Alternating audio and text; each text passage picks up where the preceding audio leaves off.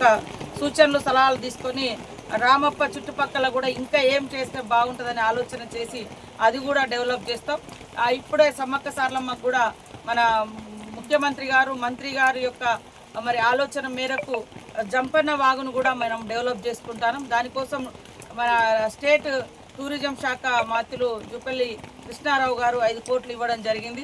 ముఖ్యమంత్రి రేవంత్ రెడ్డి గారు ఆల్రెడీ సమ్మక్క సారలమ్మను బాగా డెవలప్ చేయాలని చెప్పడంతో దాదాపుగా ఇవాళ రేపు 150 కోట్లతోటి స్వాస్థ్య ప్రాతిపదికన కూడా అక్కడ సమ్మక్క సారలమ్మ జాతరకు ఏర్పాట్లు కూడా చకచకా చేస్తూ ఉన్నాం. ఇంకా కొన్ని మా శాఖ నుంచి ఆల్రెడీ వర్క్ స్టార్ట్ అయినాయి. ఇప్పుడు అఫీషియల్గా ఏదైతే ట్రైబల్ శాఖ నుంచి 150 కోట్లతోటి అద్భుతంగా రాబోయే కాలంలో ఎక్కువ రోజులు పబ్లిక్ ఉపయోగపడే విధంగా పర్మనెంట్ స్ట్రక్చర్ తోటి కూడా డెవలప్ చేస్తూ ఉన్నాం. అదేవిధంగా ఇక్కడ లక్నవరంలో కూడా కొంత ప్రభుత్వ ప్రైవేట్ పర్సన్స్ కూడా రావడానికి సిద్ధంగా ఉన్నారు. అక్కడ ఆల్రెడీ ఒక 2 ఐలాండ్స్ ఉన్నాయి, ఇంకా 2-3 ఐలాండ్స్ కూడా ఉన్నాయి.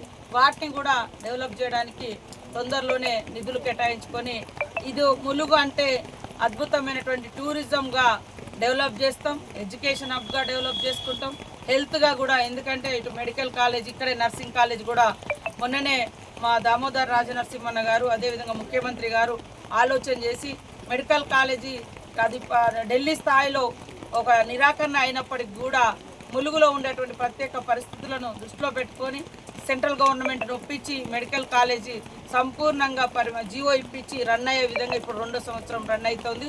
ఇక్కడ నర్సింగ్ కాలేజ్ కూడా ఈ పక్కనే మరి మొన్ననే ఇవ్వడం జరిగింది, అది కూడా కన్స్ట్రక్షన్ అవుతుంది. సో అన్ని రకాలుగా ఏదైతే మనం ములుగు వెనుకబడి ఉందని మన భావన అదేవిధంగా పరిస్థితులు ఉండనో వాటిని అధిగమించి ఇప్పటికే మీకు తెలిసి ఎడ్యుకేషన్లో కూడా ములుగు జిల్లా పిల్లలు రాష్ట్రంలో ఇంటర్లో ఫస్ట్ వచ్చినటువంటి పరిస్థితి. రాబోయే కాలంలో కూడా 10th లాస్ట్ టైం 8th ప్లేస్లో వచ్చి ఈసారి ఫస్ట్ రావడం కోసం ప్రయత్నం చేస్తూ ఉన్నాం. ఖచ్చితంగా వ్యవసాయ పరంగా, టూరిజం పరంగా, ఎడ్యుకేషన్ పరంగా, ఎంప్లాయ్మెంట్ పరంగా ఇవన్నీ కూడా మరి మన ములుగు ప్రాంతాన్ని అభివృద్ధి పదంలో తీసుకురావాలంటే కృతనిశ్చయంతో పనిచేస్తాను. దాని దృష్టి